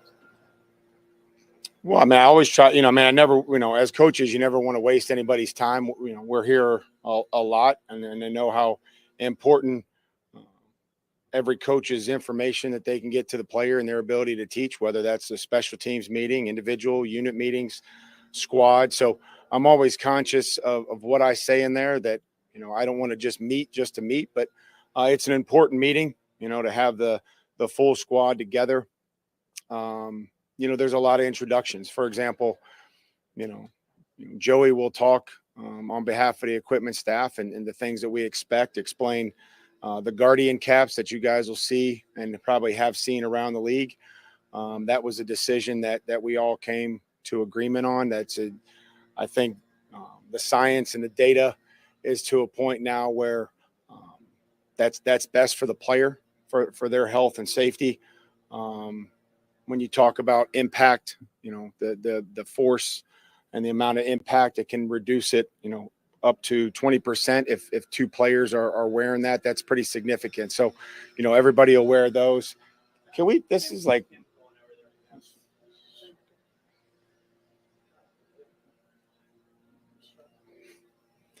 so that's a change. That technology has changed. It wasn't that significant in the past couple of years, but I think with their technology and what they've designed, I think those are pretty significant numbers. How would you categorize progress for Traelin Burks this week, upcoming week? Like, what would you say is progress for him? I don't know what, I define that as just making sure that you're doing the little things, that you understand where to go as we continue to add installation. There's a lot of information that we give them that you can come out and compete. The biggest thing for training camp is earning the trust of teammates and coaches, not only, developing and trying to improve and on all the things that we're going to need throughout the season, but it's also, about trust and being where you're supposed to be for the quarterback and, doing those things day in and day out with some consistency. Big picture from the end of the last two seasons, is there something organizationally you guys have learned or want to strive to do differently that get you closer to where you want to go? Well, every year, every day we come to work, we're going to try to figure out ways to win championships, but I don't think we're there necessarily. I don't think I'm going to start at the back and move forward and work backwards. I'm going to start with today, which was a conditioning test and looked fantastic. And they understand, and our players understand how we have to play and the condition in which we have to be in to play that style of football, through the course of a long season. We know that, you have to be at your best in those games. There's no do-overs. There's no makeups or, hey, we get to play them again in 3 weeks. So, that's when you have to be at your best, and all those keys and the game plan and our performances, coaching and playing, have to be at our best. Mike, you look at that Arizona game last year, and you have to affect anything of your plan here in the next few weeks in terms of how active you guys could be, or just did that change anything? How that came back? No, we didn't play very well. We didn't coach very well. I don't. That's the plan will be different. I mean, there'll be differences in the practice schedule. Just trying to be conscious of, the workload and the third day and just using the data that we get from our staff and from the players association and the NFL doctors and BioCore and all those things, just trying to make sure that we're doing right by our players and that we're giving them exactly what they need to feel confident when the season comes. What's the balance like, I guess, Mike, for some of the older guys, the veterans, and wanting to get them work but don't want to overdo it? We've talked about this before. Everybody's going to have a plan, and I try to. I mean, I do explain that to the team.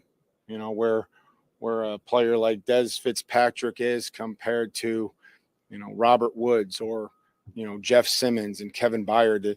There's a lot of guys that have played a lot of football for us, and that doesn't mean that they're not going to be working. But I don't know.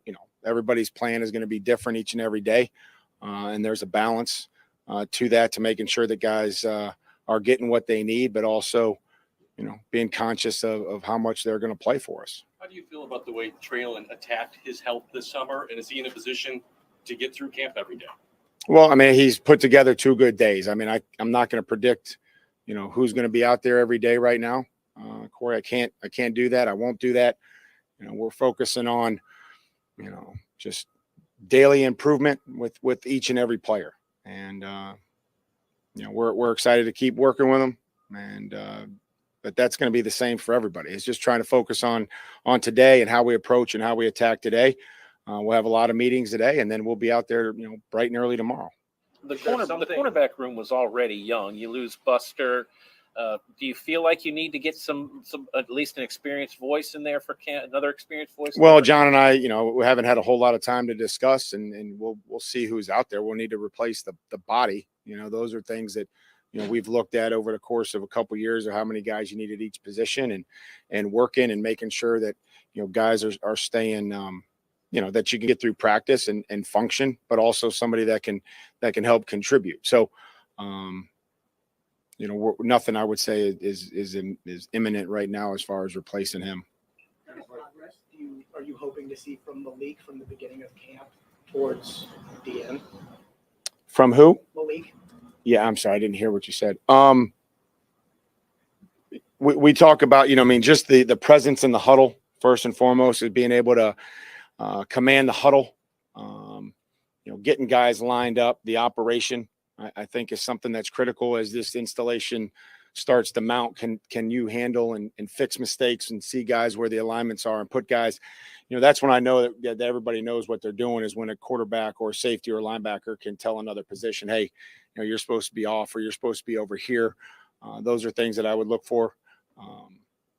Made a lot of correct decisions in the spring, but timing probably wasn't where it needed to be, and therefore accuracy starts to go down. So I try to explain all that is the decision making was really good for a rookie quarterback, but the timing has to improve, and we're hopeful that when the timing improves, that the accuracy improves as well. And how will the preseason games be very advantageous for Malik? Well, that's where you're going to have to, where we stay away from the quarterback. Our guys do a great job of practicing against each other, taking care of each other. We work hard, we rush, whatever we're doing, but we're staying away from the quarterback. And until you're out there in this league and taking some hits, which toughness is not a concern. It's just those are going to be important, that you're out there and standing in the pocket, stepping up in the pocket, and throwing and passes and finding throwing lanes. Mike, how do you feel like the plan? Okay, that was Mike Vrabel earlier today in his press conference. Watson, I want to ask you one thing. It's been mentioned several times that they will have scrimmages with both Tampa Bay and, gosh, I can't think of the other team all of a sudden that will be here in preseason. How important are those, given that now there are only 3 preseason games? They're important if there were 5 preseason games, because that's when you really do things against one another. You put the best player out there against the best player. Might not be for very long, but you really see where you are, where this certain player is. I think it's more of one-on-one, George, and evaluating players than it is the team thought that early in preseason. But when they did that, to me, that's what it's all about. I would have given anything to have had that in college football. Anything in the world. You go out there and you beat your own team to death, and we're the only sport in athletics, that in college athletics, that never has a scrimmage against anybody before we play. And yet now these guys are going against a really good team. The best player's going against the best player. Man, do you walk away. Might not be but 2 days, but you walk away and know a lot more about your team when those are over, not those preseason games. Well, it's exactly what you and Gary Stokan were talking about. Football people need to make football decisions, period. Bet you if that happens, that'd be one of the first things they'd do is let Middle Tennessee and Vanderbilt scrimmage each other one weekend, or just even practice against each other for a day on a Saturday, whatever. Brian Stewart's ready to sponsor that with One Stop Realty. Brian, how you doing? I'm doing great, George. Yeah, I think we can make that happen, man. I would love to see the Doors and the Blue Raiders play each other, even if it's just a scrimmage or even a flag football game. I think it'd be entertaining. You're right. Bring it on. So, Brian, talk to me a little bit about what is important in your business right now.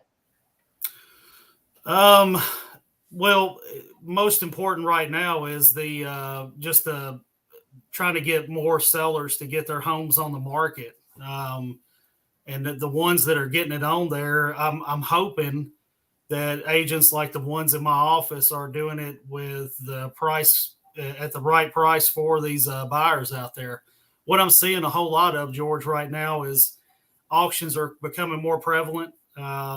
We're seeing more people leaning toward renting or leasing their property out because they're not used to seeing these homes sit on the market like they have been. Starting to see more days on market, just different options out there for sellers. That's something that, we haven't seen in the last couple years. Basically, people just go out and put a sign in the yard and think, well, that's all I've got to do. The house is sold. I'll get, 22 offers and I'll get 100,000 above ask. And, the times have changed. Interest rates going up and all that. It has definitely affected our buyers and definitely affected the sellers. And we are starting to see that 180 right now. The buyers are becoming a little more important to these sellers. The sellers called the shots for 2 years. Now the buyers are kind of coming into where they're calling it. So I think it's really important for agents, and that's something that I stress at our office, is to stay ahead of the curve. They taught me in the Marines, adapt and overcome, and I think that's a huge part of staying relevant in real estate, is that you have to stay ahead of the curve. You have to know the trends. One Stop Realty, we preach and practice that, and it just translates into our sellers and our buyers enjoying the transaction a whole lot more. Okay, if somebody hears this and they want to get in touch with you, how do they do that? Well, they call me at 615-822-0750. That's the office. 615-440-7011 is my cell. You can look us up at our webpage at onestoprealtytn.com.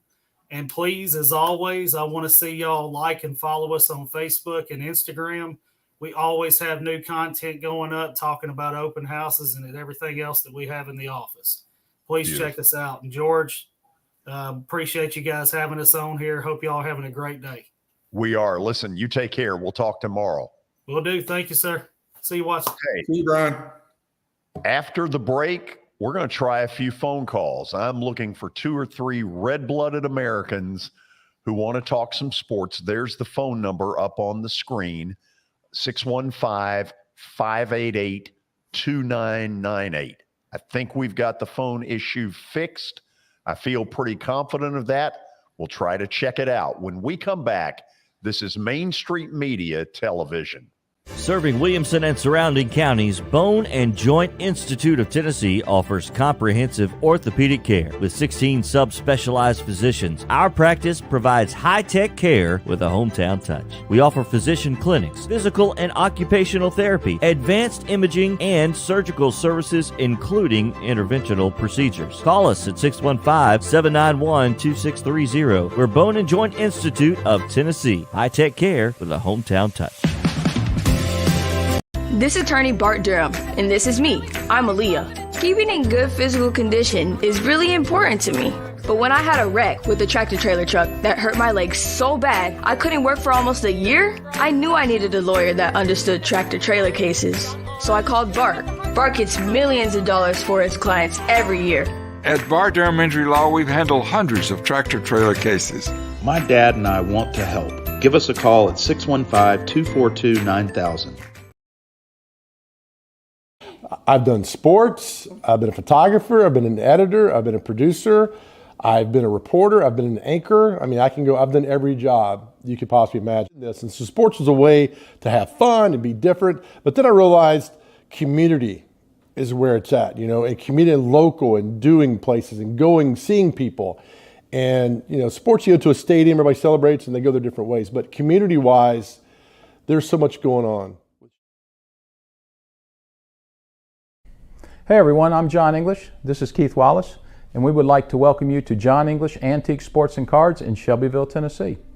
We specialize in graded and ungraded sports and non-sports cards, vintage wax boxes, and unopened cases. We have a large selection of PSA graded cards. We also specialize in old sports collectibles, baseball, football, basketball, golf, and tennis. You can find it all at John English Antique Sports and Cards. We are happy to be associated with Nashville's greatest sports antique, George Plaster. Was that really necessary from John? He kind of got in a good cheap shot at me. Hey, Watson, guess what? What you got, babe? I think we've got phone callers. You ready? Oh, gracious. The first one gives me the name of Legends Bar. And Legends Bar, welcome. Hello, Legends Bar.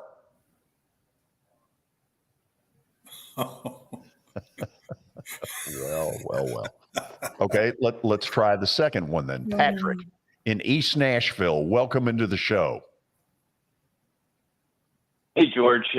Appreciate you having me on. It's an honor to be a part of the show. Thank you. It's an honor to have you.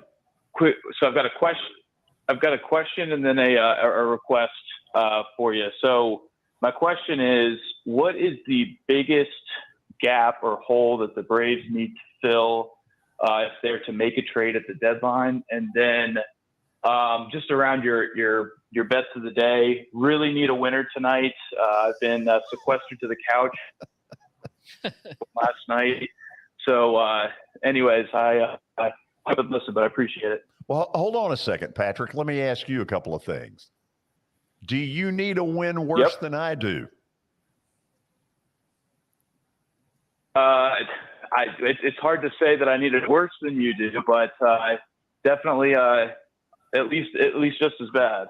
Okay, stick around at 5:55 when I release the Plaster bet of the day, and then just to hedge it, you might go the other way.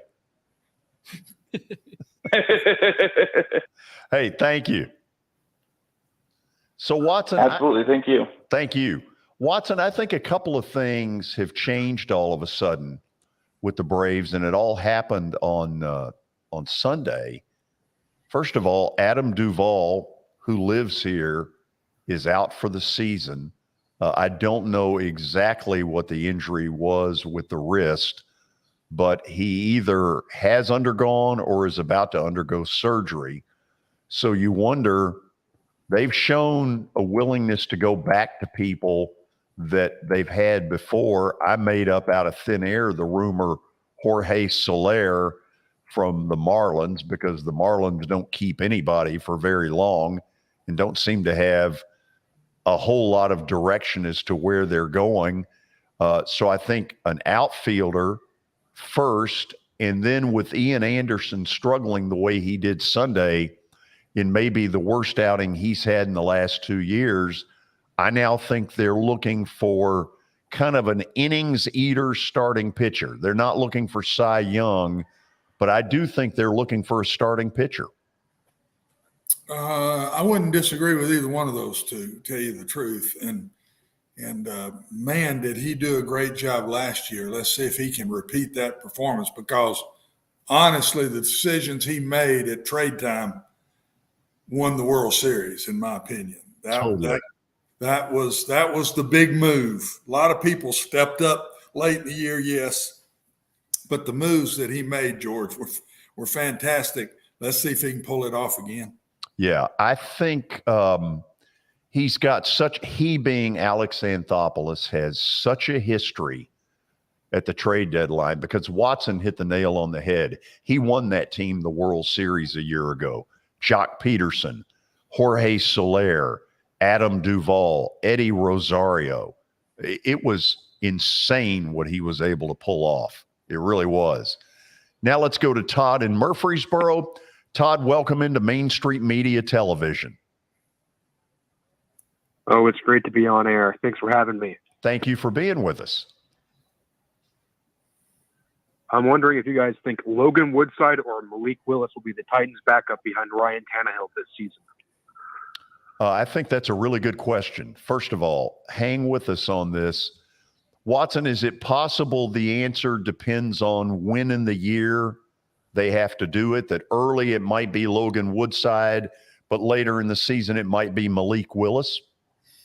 Partially, George. I think it also depends on camp this next month and who steps up to the plate, because they're going to put those two eyeball to eyeball and see which one comes out. Listening to Mike at the press conference, it tells me it'll be Logan Woodside, because I think what I heard in a kind of a nice way is Malik is not there mentally yet. He's got a long way to go. Let's see how quick he can pick up on it. When I hear a coach say he's throwing the ball late here and there, the timing's off, that's telling me he's not totally understanding and reacting. We talked about this just a minute ago. It's amazing. And that he's not reacting quick enough to get the ball to where it's got to be on time. And reps can fix that. I'd say it'll be Woodside right now. Let me get the caller back. I think was Todd? Is that correct? Yep. Todd, the other thing is we don't know the first thing about Logan Woodside. We know his name. We know he's played in some preseason games, and because of Ryan Tannehill's durability, and knock on wood on this, we don't know the first thing about Logan Woodside.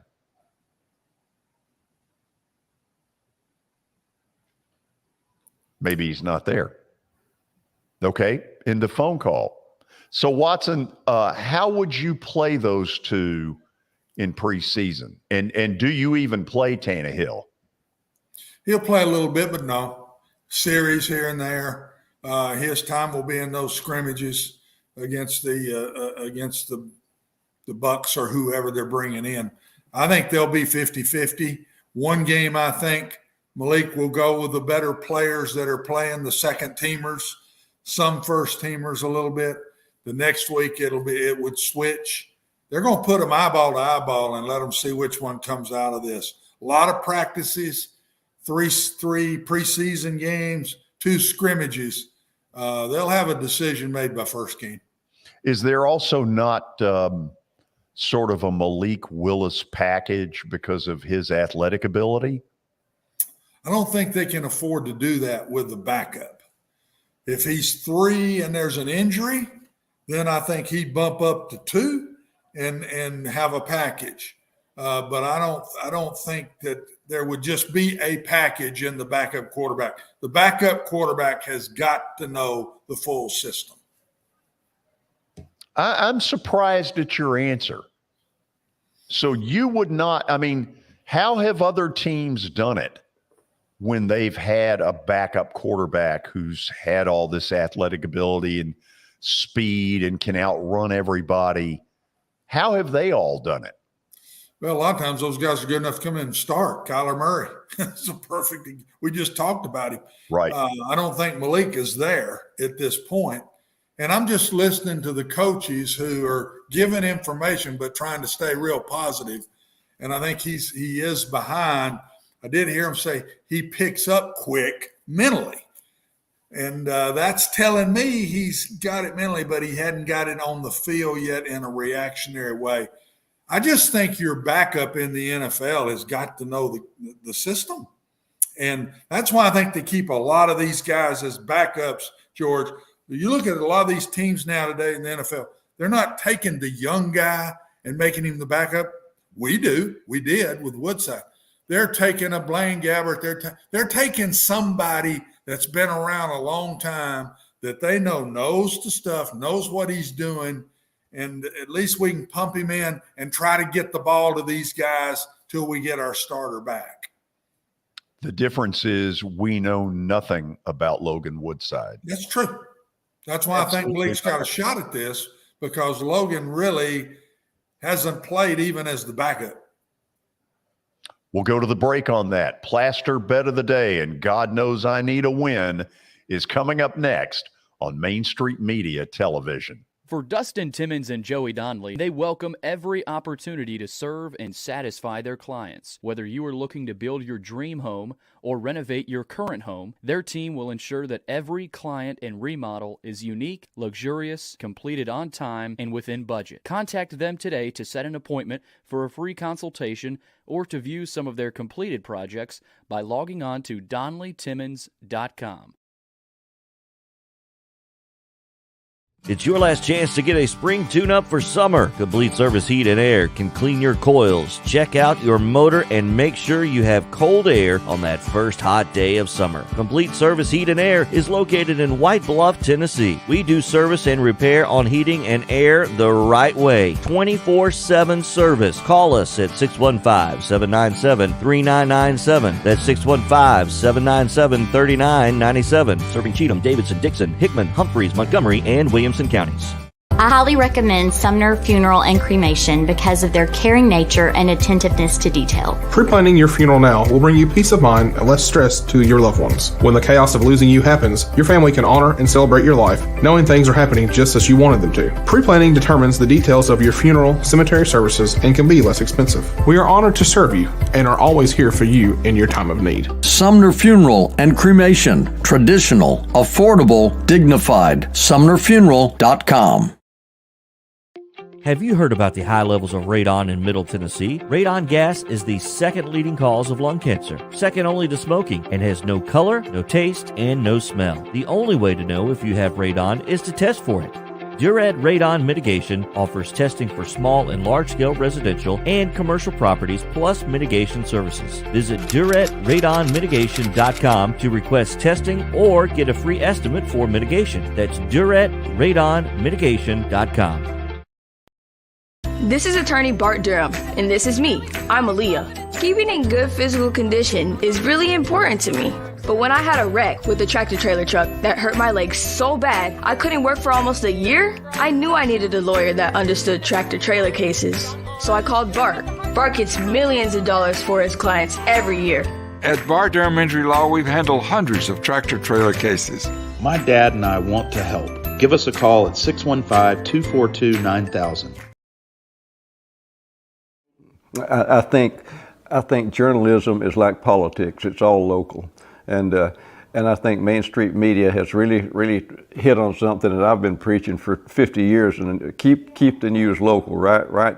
Local stories for local readers, and that's what I like about Main Street Media. I finally found somebody who agrees with me philosophically about concentrate on local subjects, local topics, and you'll bring your readers in.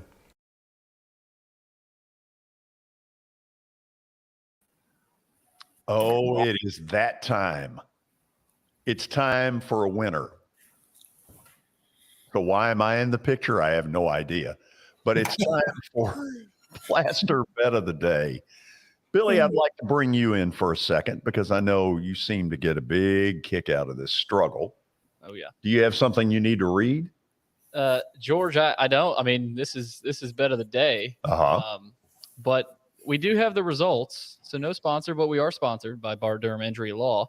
The Seattle. Oh no, I already. No, let's go. Yeah, let's go back. Wrong graphic. Okay, it's been a long day. But nobody saw that. We've revealed where we're going, and in a moment, I'm going to explain myself. But George, it's tough. This is a tough stretch for you so far. 3-7, no more bowl game. You got to fight for your 5-7 life right here. So huge bet. Billy, I want you to understand that I helped get you employed when you answer this question. Are you happy to see me at 3-7? I'm not, George. I expect more out of you because there's some people out there that want to be on your side and they want to make bets with you and they want to have some fun, but you're not letting them. So it's like, what do you mean I'm not letting them? You're not giving them a chance. You're not giving them a chance with well, right now the best bet is to go whatever I say and go the other way. And maybe they've found some success doing that. Maybe they have. And maybe that's more fun. It's more fun that way. Yeah, Watson, let me ask you this. I'd like some honesty. Do you like the fact that I'm 3-7?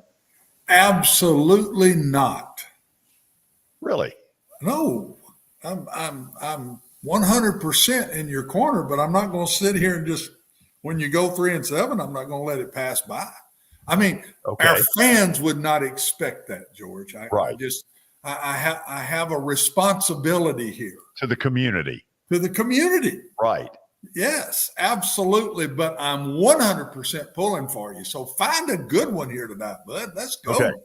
So let's put that one back up where we're going tonight. Seattle. Okay, Watson, I want to explain exactly where I'm going, the logic. Yeah, you need to. Yeah. Thank you. Seattle won 14 in a row, and then they ran into the American League defending champion Houston Astros over the weekend and got shown who their daddy was. And they got blitzkrieged. Astros took them to the cleaners. So last night, from an opponent standpoint, they go down in class. It is very important right now that the Mariners reestablish the mojo they had when they won 14 in a row. I believe they will do that. God knows I need it. And Watson, tonight I am going to, on my MLB extra innings package, turn on the Seattle game at 9:00, and I will watch it in its entirety. Boy, you are hurting. We're desperate. You're desperate. You're going to be up at 12 midnight pulling for the Mariners to get that late hit to win this thing, huh?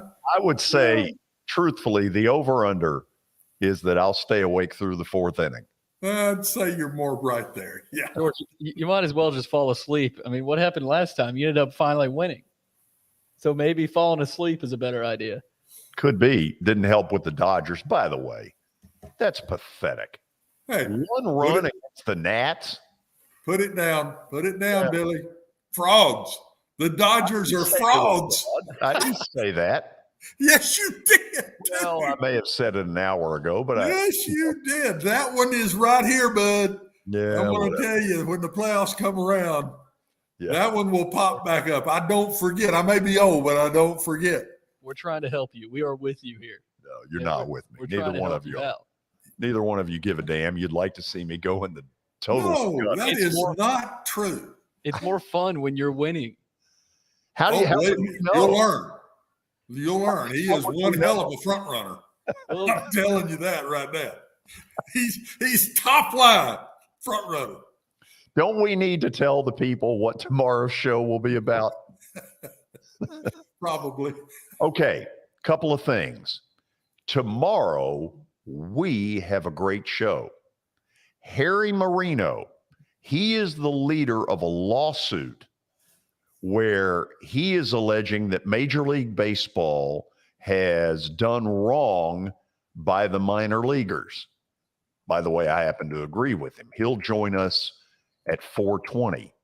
Then at 5:00 tomorrow, Arizona State head football coach Herm Edwards, and I promise you that will be worth your attention. Okay, got one other thing to throw out there. A lot of you have asked me in the last 24 hours about services for the late Mark Howard, who passed away on Sunday. Don't know anything yet. There is a real possibility this may be a ways from now, more like 3 or 4 weeks away, but I don't think the family has made a final decision. Anyway, for Watson Brown, who I'm not certain is rooting for me, for Billy Derrick, who I know dadgum good and well wants to see me lose, this is George Plaster. Go Seattle Mariners. All of that and more on Main Street Media Television. Good night, everybody.